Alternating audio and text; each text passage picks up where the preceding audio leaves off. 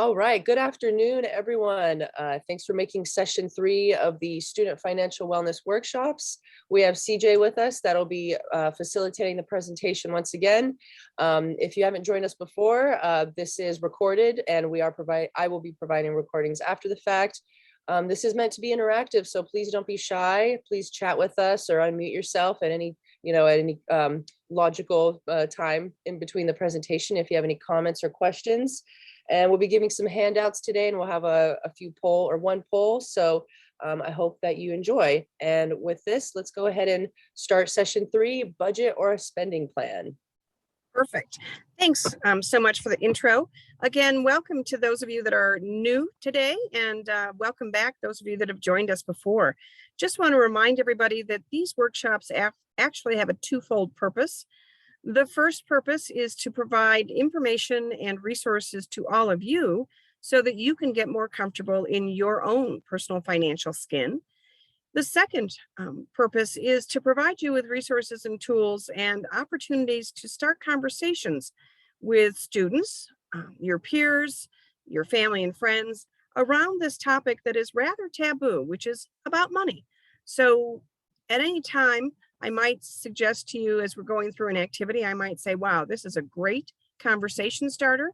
This is how you might get a student who has begun to share with you that things are going pretty rough, that you can give them an opportunity to use you as a sounding board.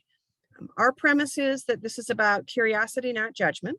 So we are always just simply curious about why people don't have a budget, or we're curious about why people seem to be spending more than they're making, but we're not judging. This is not that space. So our first session really focused on money talks, about starting a conversation. And as we agreed, most people don't talk about money. We didn't grow up talking about money at our dinner table or around the kitchen table. Matter of fact, if we did, it was probably more of a negative conversation, maybe an argument, maybe a lot of, stop asking kinds of things. And then we talked about the psychology of money, the behavioral economics. And I'm hoping that many, if not all of you, took a moment to check those automatic thoughts that suddenly pop in. Maybe they pop in just as you're about to make a purchase. Maybe they pop in after you made a purchase.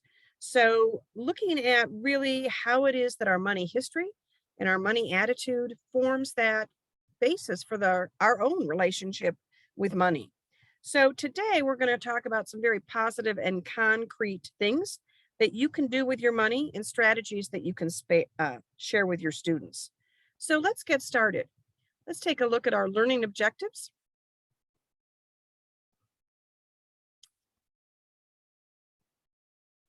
And we're going to review what we know about money. We're going to consider spending motivations. We're going to recognize the power of choice. And we're going to explore budget management tools. So how are we going to do that? Well, we're going to first do that by doing a little trivia, money, money, money. We're going to come clean and talk about the fact that budgeting is boring. Who wants to do it? Then we're going to switch our thought process and think spending plans. I might buy into that. We're going to consider opportunity cost, one of the most important concepts in economics. We're going to be a little transparent in our spending influences, and then we're going to think about how to stretch a dollar. So if I could have you go to the chat and find the money, money, money trivia sheet, and I'm going to pull it up on my screen as well so that you can see it if that's easier for you to use. Let me do that right now. I'm going to have to go back a few. So what we're looking at is we just have 6 questions, and I'll move them up so you can see them all. 6 trivia questions. So take a few moments to fill in the blank, and then we're going to do a quick survey of who knows the most about money.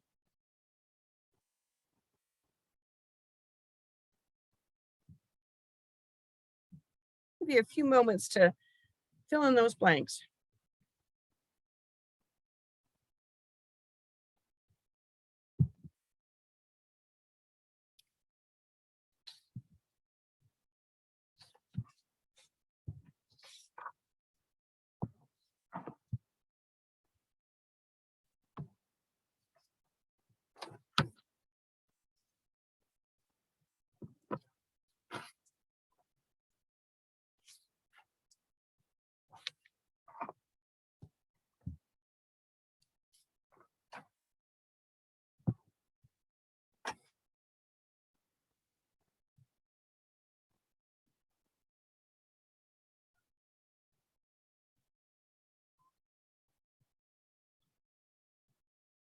We'll take one more minute.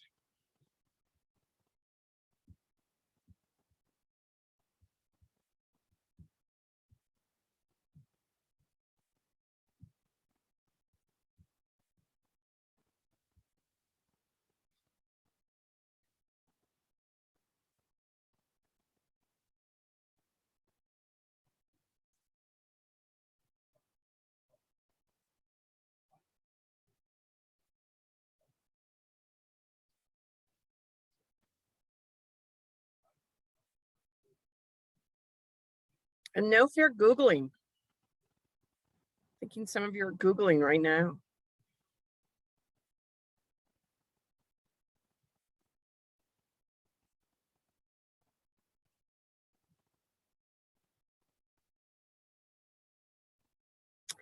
All right, so you can put it in the chat box or you can unmute, but the largest US bill ever in circulation was what denomination?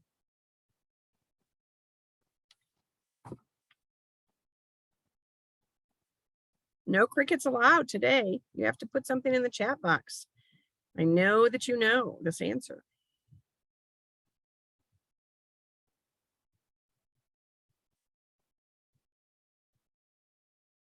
$500 is a guess. Who else?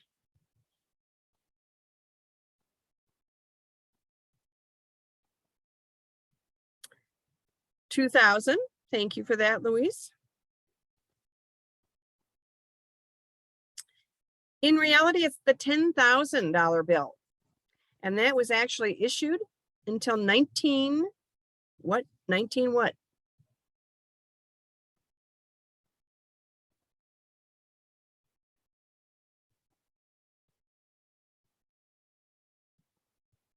$1930s. Anybody else have another guess? $10,000 bill issued up until 19 something.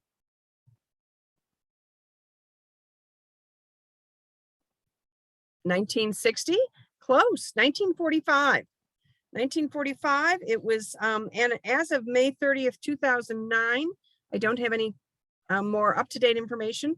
There were only 336 of these large bills that have been known to survive. So keep your eyes and ears open for that one. All right. It wasn't until what year that the motto "In God We Trust" appeared on the US paper currency? What year might that have been?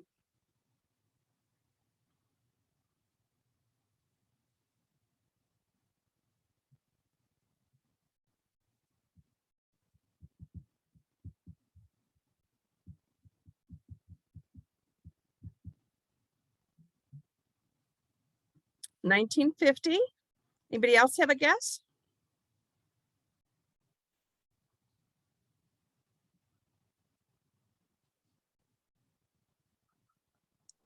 Got a 1976. 1976. The answer is 1957. This is one of my favorite questions. A stack of dollar bills 1 mile high, and I'm in Denver, which is 1 mile high, would be worth how many dollars? So think about stacking up those $1 bills in your apartment or your dorm room.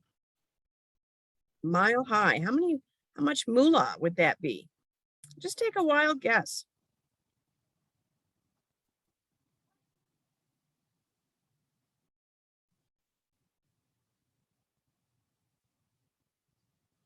$100 million, 100,000. The correct answer is $14.5 million. At the US Bureau of Engraving and Printing, how many notes, so we're talking about how many pieces of paper, if you will, roll off the presses per day? Is it 5,000? Is it a million? Is it a billion? I don't know if we've all seen those on the news. Whenever they talk about money, they show the money being made on that roller. How many come up quickly? It's fast. Yeah. Well, the answer is 37 million notes roll off the press. So go ahead and take a guess on this one, because the next part of that question is almost half are what denomination? Are they ones, tens, hundreds, 20s? Maria says ones. Another one. That is correct. They are $1 bills. Because almost 95% of the notes printed each year are actually used to replace the notes that are already in circulation. So the only woman to have ever appeared on a US currency note. So this is the trick question. We're talking about paper, not about coin.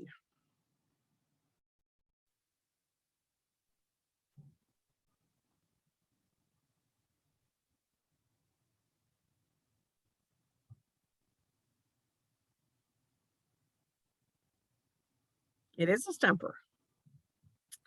The answer is Martha Washington.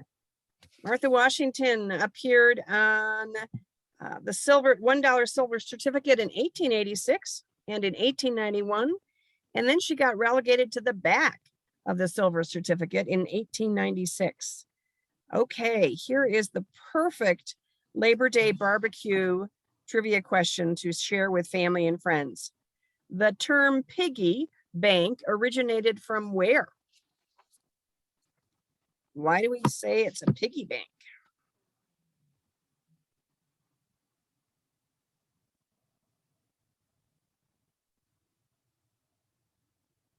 Yeah, well, you're going to be able to amaze your family and friends as well, because in Old English, PYGG was actually a type of clay that was used to make jars and dishes that held money. So the word eventually morphed into piggy, P-I-G-G-Y. All right, well, if you got all 5 correct and the bonus question, you win the money trivia. Yay. Well, let's consider what is a widely accepted definition of money. What are we talking about today? So what we're talking about today is money is anything widely accepted as payment for final goods and service as payment for final goods and services. So now that we've got a definition, let's think about the functions of money. And yes, it's true. All of these particular items here have been used as a form of money. So people do indeed use some livestock, some jewelry, some shells. So the functions of money, the first is that it must be a medium of exchange. It can be used to buy goods and services. It also is a store of value. It keeps its purchasing power over time. People really expect to be able to hold money onto money and use it in the future to buy goods and services. And it's a unit of account. Herein, it indicates how much different goods and services are worth. So in the US of A, we record those prices in dollars and cents. Well, in order for money to function, then it has to actually have 6 different characteristics. The first thing, has to be portable. It has to be easy to carry. So can you imagine, but in the people of Yap, which is an island in Micronesia, have used giant stone wheels called rye when executing certain exchanges. The rye are heavy and therefore cannot easily be used to make daily transactions in a modern economy. So we're pretty lucky that we just have some coinage and some dollars. Another characteristic is that it must be divisible. It must be easily divided into small parts so that people can purchase goods and services at any price. So for those of you that are history buffs, here's a history factoid. During the American Civil War, the US government printed fractional currency notes to get around the fact that there were not enough coins in circulation. So between 1862 and 1865, the US government printed fractional notes in the denominations of 3, 5, 10, 15, 20, and 50 cents. Now, many of you, I'm sure, have experienced this. We have in Colorado with COVID-19, very little coinage as well. But thankfully, we didn't get into the habit of printing small little pieces of paper or big pieces of paper representing small things. The third characteristic, the money must be durable. So it has to be able to withstand the wear and tear of many people using it. Fortunately for us, the Federal Reserve notes are printed on paper that is made from 75% cotton and 25% linen. So this high quality paper ensures that a dollar bill left in the pocket of your jeans can survive your washing machine and your dryer. If it was printed on copier paper, then obviously it wouldn't be durable. So if you've had the opportunity to live in a foreign country or visit a foreign country, their dollars are not done on linen. And it's very, very tears easily and can be quite a stressor. It has to be acceptable. So money must be widely accepted as a medium of exchange. In many parts of the world, US dollars are preferred to the local currency. As a result, there are significant black markets that use US dollars and not the local currency in those countries. Interestingly enough, it has to be scarce. So it has to be relatively scarce and hard for people to obtain. Another history fact, in the 17th century, Virginia, Maryland, and North Carolina began to use tobacco as currency. But since tobacco could be easily grown in the southern colonies, tobacco didn't always function well as money. And the last thing is it must be stable. So money's value must remain relatively stable and constant over long periods of time. In 1998, inflation in Zimbabwe was 32%. In August of 2008, inflation was estimated at 11 million percent. Also in 2008, Zimbabwe issued a new $100 billion note. So crazy about that. I'm going to take a moment to talk about Bitcoin, or rather cryptocurrency. So for those of you that might be investing in cryptocurrency, recognize that my comments are simply for educational purposes. They are not considered to be either an endorsement of cryptocurrency or suggestion that you reconsider. But I do want everyone to be aware of what we're talking about when we talk about such things as Bitcoin, because your family and friends and students, this is the #1 use of stimulus checks by Generation Z, who are investing in cryptocurrency. So Bitcoin was actually invented in 2009 by a person or a group we actually don't know, who called himself Satoshi Nakamoto. His stated goal was to create a new electronic cash system that was completely decentralized with no server or central authority. So after cultivating the concept and the technology, in 2011, Nakamoto turned over the source code and domain to others in the Bitcoin community and subsequently vanished. No one's heard of him since. So what is a Bitcoin, or what is cryptocurrency? It's digital currency, quite simply. No bills to print or coins to mint. It's decentralized. There's no government, no institution like a bank, or other authority that controls it. Owners are anonymous. Instead of using names and tax IDs or social security numbers, Bitcoin connects buyers and sellers through encryption keys. And it isn't issued from the top down like traditional currency. Rather, Bitcoin is mined by powerful computers connected to the internet. There was just some story on the internet yesterday about 2 middle school students who are allegedly mining $30,000 a month. Well, what determines the value of a Bitcoin? Ultimately, the value of a Bitcoin is determined by what people will pay for it. So in this way, there's a similarity to how stocks are priced. The protocol established by Satoshi Nakamoto dictates that only 21 million Bitcoins can ever be mined. At this point, we think that there are about 12 to 13 million that have been mined so far. So there is a limited supply, like with gold and other precious metals, but no intrinsic value. So there are numerous mathematical and economic theories about why Nakamoto chose the number 21 million, but no one knows for sure. So without a government or central authority at the helm controlling supply, value is totally open to interpretation. So the process of price discovery, the primary driver of volatility in Bitcoin's price, also invites speculation and manipulation. Well, what are the risks? Legal and regulatory risks aside, as both an investment and a currency, Bitcoin is risky. When you wake up in the morning, you know pretty precisely how much a dollar can buy today. The financial value of a Bitcoin, however, is highly volatile and may swing widely from day to day and even hour to hour. Bitcoin transactions cannot be traced back to individuals. They're secured, but also obscured through the use of public and private encryption keys. This anonymity may be appealing, especially with companies and marketers increasingly tracking our every purchase, but it also comes with drawbacks. You can never be certain who is selling you Bitcoin or buying them from you. Opportunities for money laundering abound. And in 2016, authorities in the Netherlands arrested 10 men just for this.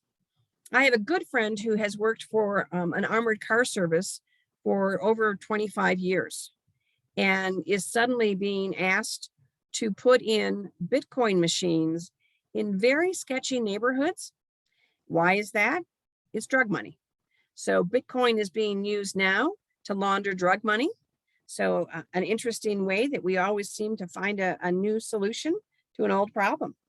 Theft is also a risk. So there are stories about individuals and even established exchanges that are targets. Mt. Gox, that's Gox, based in Japan, lost 750,000 of its customers' Bitcoins in 2014. Hackers took 60 million from NiceHash in December 2017. And there are a few avenues to pursue refunds, challenging a transaction or recovering such losses.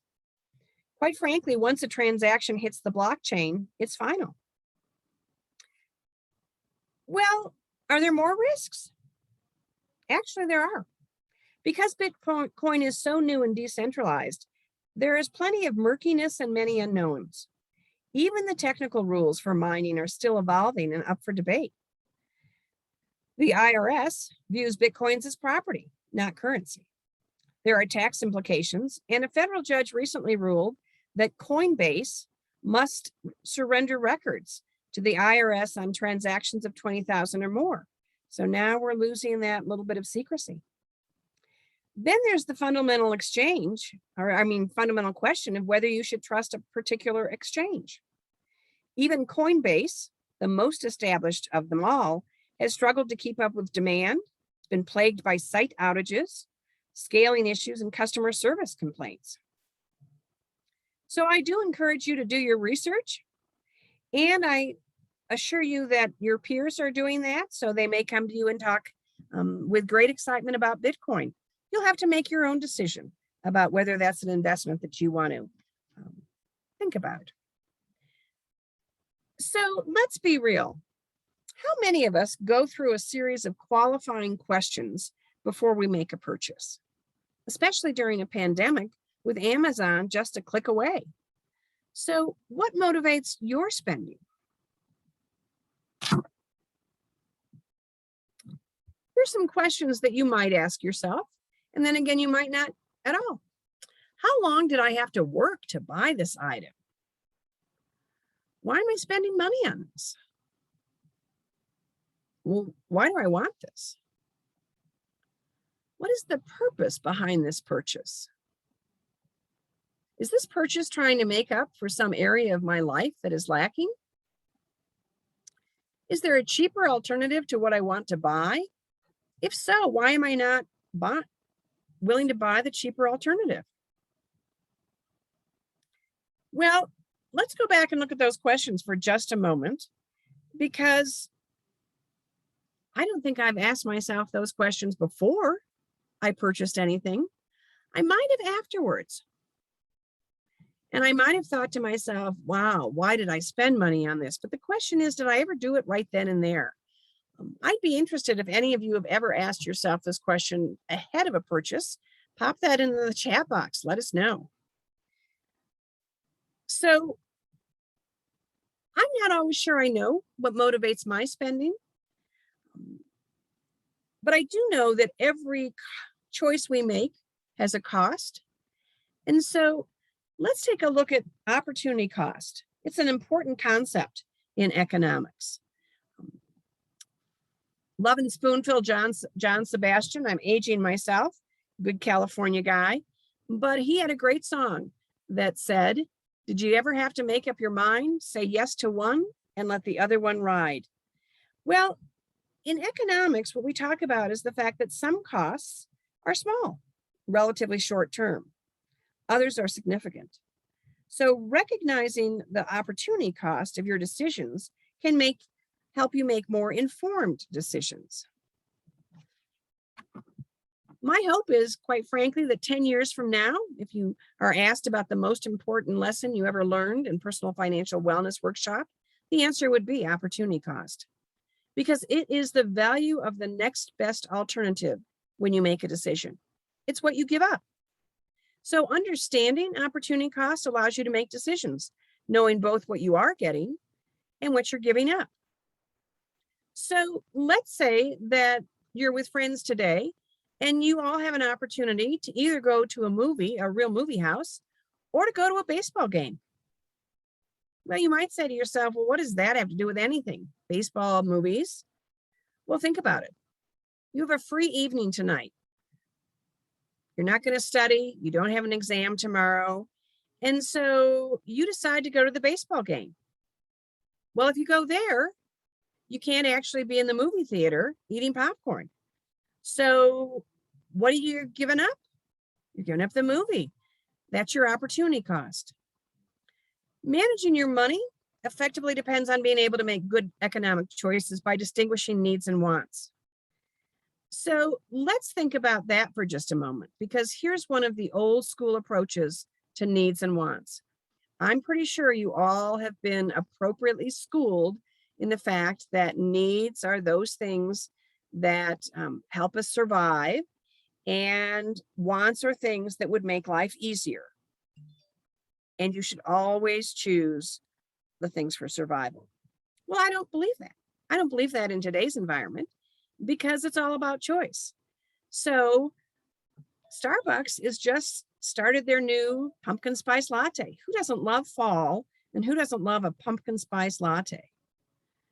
Well, I might have to make a choice, because I might want to get my nails done. I can't do both. I don't have the disposable income. So if I get the latte, I'm not going to get my nails done. My choice. So that's one of the things that I want you to feel liberated by, because I don't want to suggest that anybody in your life who said, nope, needs and wants shouldn't be listened to. But you're now able to make some of those financial decisions yourself, which means that what are you willing to do? What are you willing to give up? What's the choice? And I think that's liberating. At the same time, it sort of makes me wish I weren't an adult, because those are hard choices. So I want you to be thinking about moving away from the old idea of needs. I can never have a want, because I think that it's important that you recognize that you can, but you must give something up in return. So that's an important concept that I want all of you to be thinking about, because it's critical when we think about managing money. It really depends. If we're going to be good money managers, it depends on being able to make a good economic choice. And so what do we want, and what are we going to be willing to give up? So that begs the question of, does anybody ever have enough money? Well, let's find out. Let's do a reality check. So I'm going to ask you to join me on Mentimeter. Let me get there. We're going to go to www.menti.com. The code is 7096-2699. And Maria popped that into the chat box as well. And I'm going to go ahead and pull up the Mentimeter.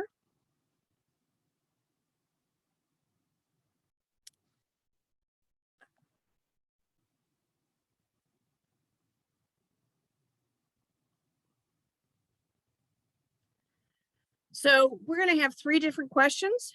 So the first question is, do you ever have regrets after you purchase something?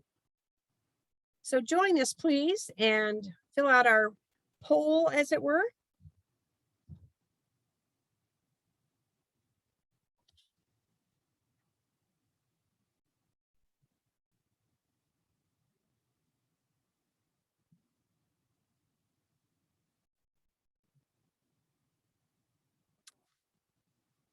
Appreciate you all joining us. Yeah, so rarely is winning by just a nose. Occasionally looks coming in at second just by a nose. And love the fact that you are not, no one's in the never category. Well, let's continue on. Do you ever buy things you don't need because they're on sale? Yay.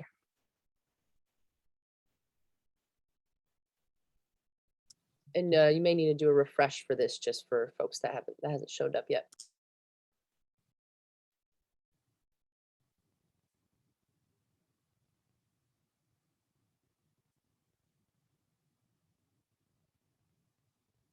So occasionally, almost always, rarely.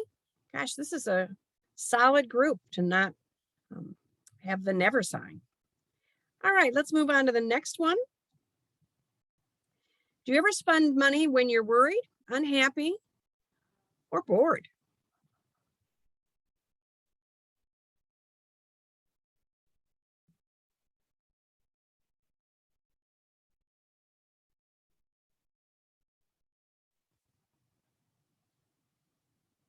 Perfect.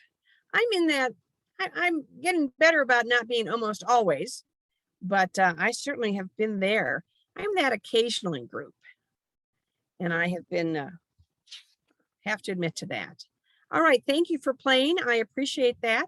Consider that these 3 questions really brings us back to all the work we've done about being centered around our values, about what our money history is, what our money attitude is.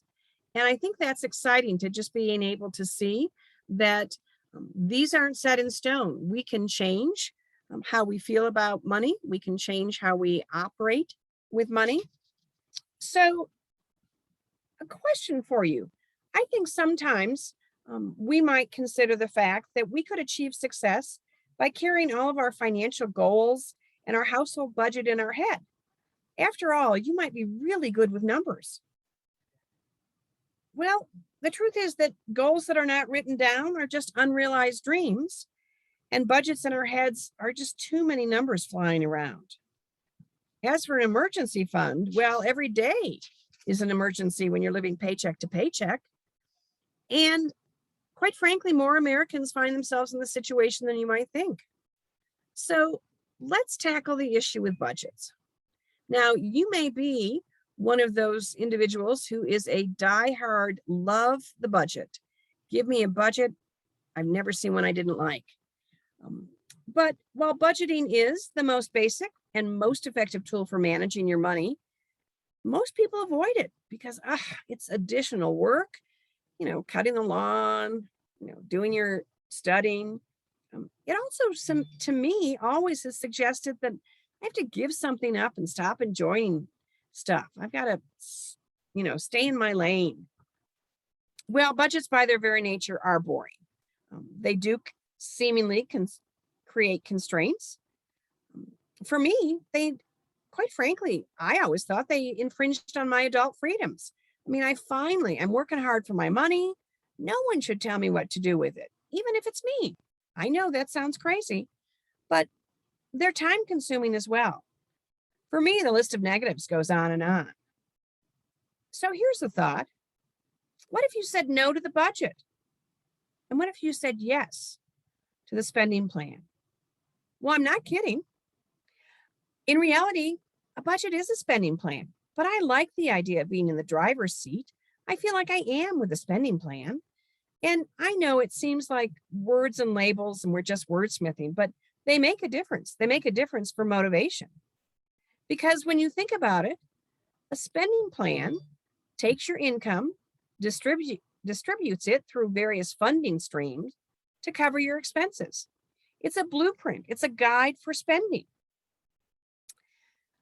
I've compared financial diets to food diets. So when you think about it, if you decided to not eat chocolate, or you're going to stop having bread or whatever, and then after a while, you just find yourself hiding in the closet, eating as much bread as you can or as many chocolate bars as you can, hoping no one can find you. Certainly happens to me. Well, that's what happens when we get a strict budget and we're going to stick to it, and we're going to punish ourselves if we don't. Then one day we just can't do it anymore, and we go on that spending splurge that, quite frankly, lands us into financial trouble for years. So let's not even set ourselves up for that failure. Weight Watchers is one of the most successful programs in the world because they never say the word diet. They talk about life plans. They encourage people to plan out their meals, not to budget their intake. I think they oftentimes call their programs freedom of choice. And that's what this is, freedom of choice to have a spending plan. So I'm going to ask Maria to put that personal budget up in the chat box, and I'm going to share it here on my screen for you. There are many tools out there, so you can certainly go ahead and find a budget that you like. You can find a spreadsheet that you like. You can all sorts of opportunities for you to do this, quite frankly, when you are using your computer, if that's what you like to do. This is a writable, fillable PDF.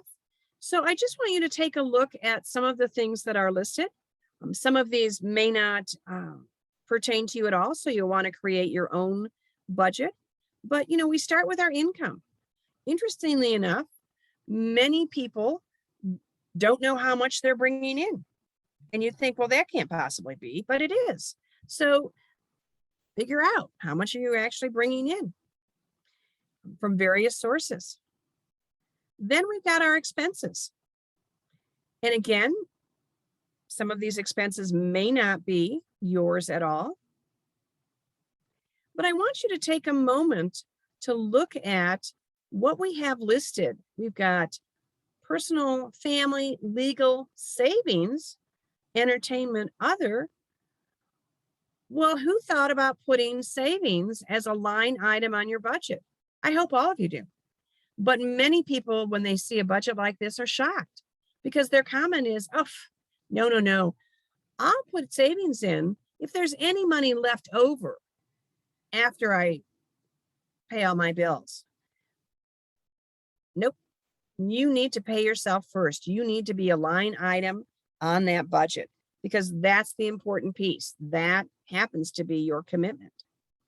So I'm going to encourage you to actually, when you get a hold of this sheet, go ahead and cross out the word budget. Make it your personal spending plan because that's where we're really spending our time. No pun intended. But we want to know how much we've got to spend. We want to know where it needs to be spent. And it's much more enjoyable than a budget. But at the same time, the process isn't any different. So those of you that like budgets, we're not saying you shouldn't use this process. There are 3 steps to it when you create your spending plan. The first one is to identify your list of sources of income, just as we have that on that particular sheet. The second, identify and list your monthly expenses. Which ones are fixed? For instance, fixed costs never change. So your rent is always the same. Your cell phone bill is always the same. Those kinds of things are what we call fixed. You might have some variable expenses. Well, what are those? Those are the ones that you could go to the grocery store and buy lobster and steak for dinner this weekend. Or you could decide your budget says, I'm thinking it's hamburger and chips. But that's a variable expense. And then you might have some periodic expenses like beginning of the semester textbooks, if you're paying for them. It might be the fact that you want to buy holiday gifts. Well, that's not a fixed expense. It's not a variable expense. It's the fact that periodically there's someone's birthday. The third thing that we need to do is determine how much money you have left at the end of each month.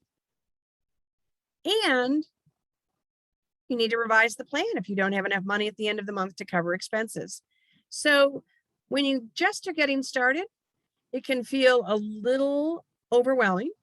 It can feel a little bit like, oh my gosh, I don't think I have this right. You'll get it. And then I cannot tell you what a peace of mind you'll actually sleep. Any comments or questions on moving from a budget to a spending plan? I hope you'll join me in that switch.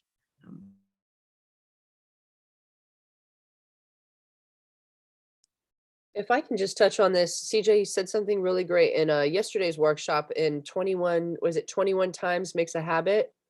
And I think CJ might be a little frozen right now, but I really liked that.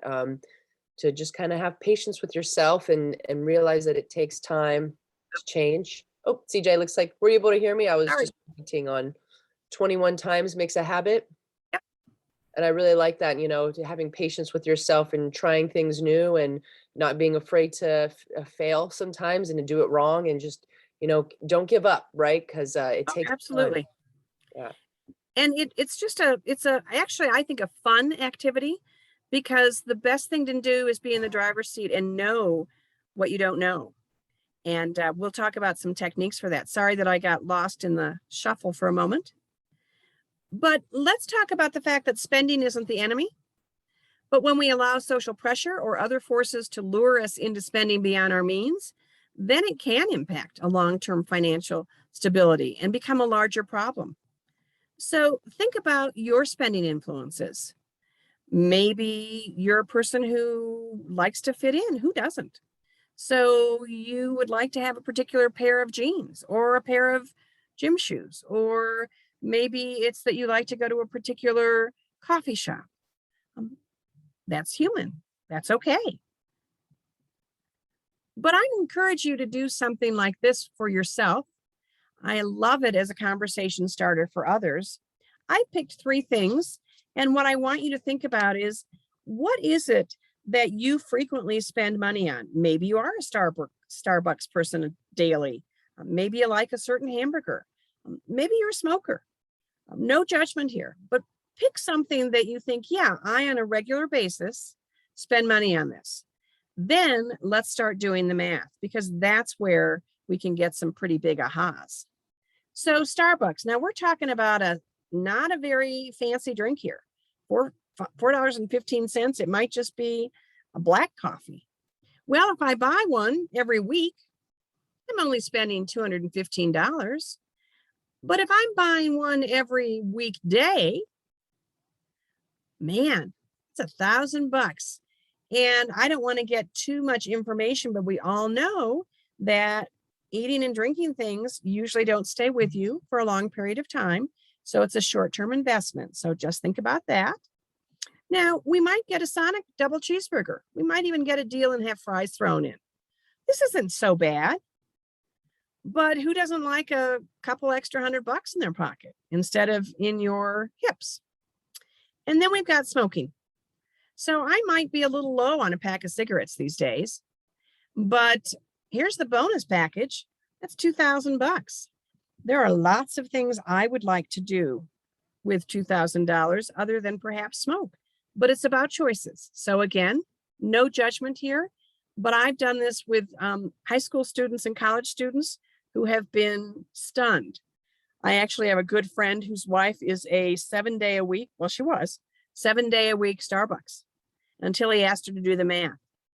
She realized she was spending about $3,500 a year on something that didn't stay with her. So think about that one. This is a great activity. It's rather all-consuming. Some studies have shown that Gen Z and millennials are most likely to spend on experiences because of something they saw on social media. They're also more likely to spend more than they can afford to do stuff with friends. That's just because we want to fit in. We want to have fun. Well, let's now get to the budget breakdown. And if I could, this would say spending plan breakdown, but I don't really have any control over the Department of Labor. But this is how the Department of Labor suggests that one would make a budget. They would suggest that people would spend 30% of their budget on housing, 18% on transportation. Debt would be about 10%, 14% on food, 7% on household goods, 10% on savings, and 11% on everything else. Now, clearly, this is going to change based on your living experience. You may not need to spend 30% on housing. On the other hand, sadly enough, in some areas of the country, this may be a larger number. But this just gives you a little bit of a ballpark because there is no absolute budget. It's really your budget. Now, you might like this instead. This is known as the 50-20-30 budget. It's a 3-step budget. And again, it says no two budgets are exactly alike.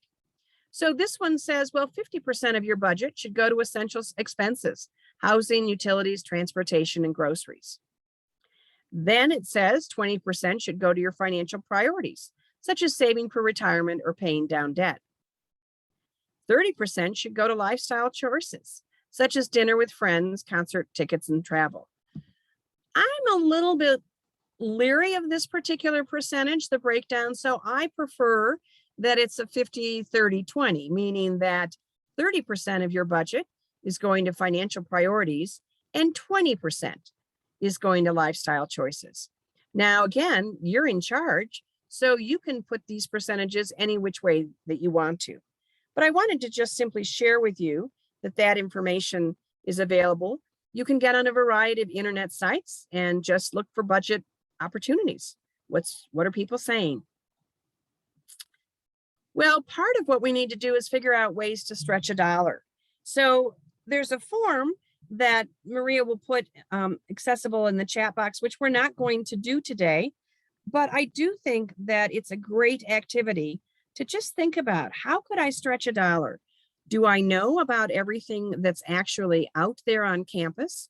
So I'm going to put this up on the screen for you, just so you have a sense of the kinds of things that we're looking at.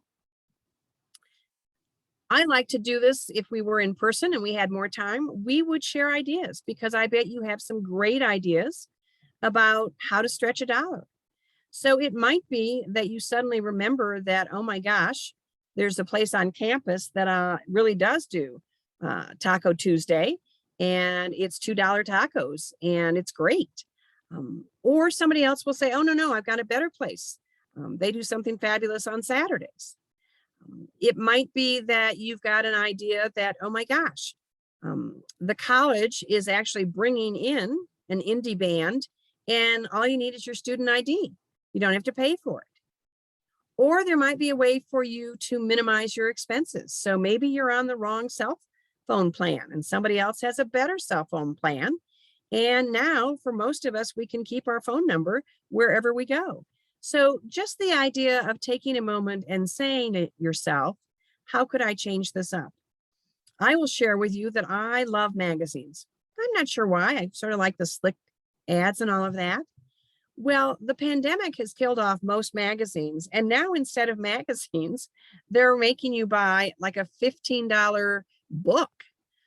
I don't need to do that. And actually, years ago, I discovered that my library had all the magazines I was interested in. So I make a monthly trip to the library. Now, it's true, I don't get to read the current issue. I don't get to take it home. I can read it there at the library.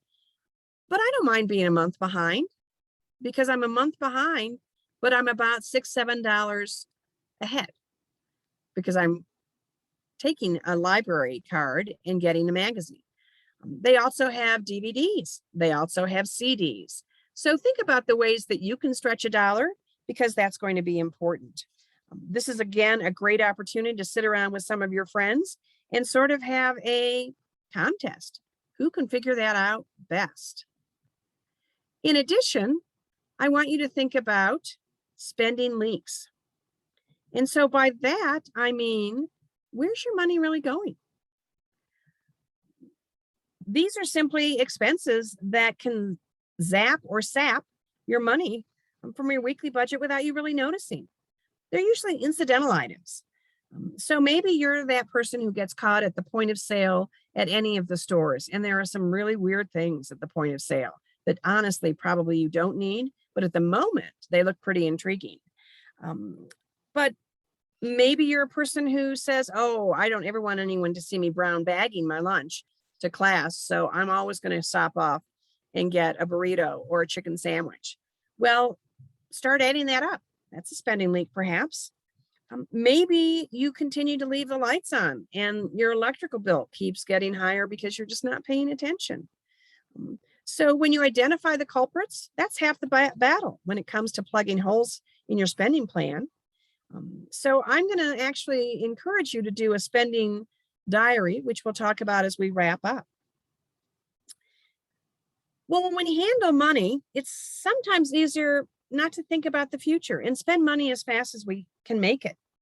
We spend it on what we want right now. If we keep going in that direction, however, we're going to be exposed to financial risk and decreased financial benefit. It actually is pretty easy to get into debt. And poor financial planning or one day of irrational purchasing can do it. I think you would agree that one of the most important money management goals is to have enough money to live on. So if you don't have a personal financial plan yet, now's the time to sit down and create one. And how we want to do that is let's dream. I love to dream and scheme. So another handout that Maria is going to put in is my dreams for the future. Why not take a moment and allow yourself to dream? Find out what is it you really want. So the form again is fillable. So what are your dreams for the future? What are your short-term dreams? 3 months, 6 months, a year, many years from now? Take a moment to really think about it. And then the next thing that I'm going to have you think about is, well, how am I going to do that? I want you to think about the experiences that you want to have. I've been fortunate enough to do financial planning early on. I spent the summer after my junior year in high school in Norway and the summer after my senior year in high school in Ireland, 3 months at a time. My parents didn't pay for it. I saved up. I worked hard as a server and saved all of my tips and a lot of my paychecks because I wanted to travel the world. I will tell you, I was the only one of my sisters, 3 older sisters, they never left the country. But those were my dreams. Those were my schemes. So another handout that you have that will help you get there is your financial roadmap. And that's another handout that will be in the chat box. So really think about it. You've got to be smart. You've got to use SMART goals. You know all of those: specific, measurable, relevant, attainable, and time bound. So if I've got a 3-month goal of X and the cost is Y, what are the number of months I need to save? How much do I have to save every month? Now I've got a plan and I can start moving forward. So we have covered a lot of ground today and we've got 1 minute to spare. So let's recap. Identifying your needs and wants helps you set realistic financial goals. And again, it's that opportunity cost. What are you willing to give up to get what you want? I honestly believe that a budget is constraining. You don't have to agree with me, but I love a spending plan because I think it's liberating. I like to spend. The key to money management is creating and sticking to a personal financial plan, and taking control of your spending starts with a spending diary. So your challenge this week is indeed to create that spending diary. So let me finish up with that. Bear with me for 2 seconds, because what I'm talking about is grab a small notebook or whatever works for you. And then I want you to set a period of time. I'm going to suggest you do it maybe for a few days, over the weekend, whatever. I want you to record every purchase and payment you make over that period you've chosen, whether it's an electricity bill, lunch at work, a cup of coffee, your rent payment. And once that time period is over, whether it's 4 days or a full week, then review your expenditures. Where are the leaks? Where are the opportunities to cut or decrease? And I even mean, I want you to put down that pack of gum or that candy bar or that bottle of water, because it's those tiny little expenditures that suddenly start to grow. So we would love to hear from you in the chat box, whether this met your needs. We're on for next week, and we're going to look at how we can make savings a habit. I appreciate all of you being here, and thanks so much for participating in the Mentimeter.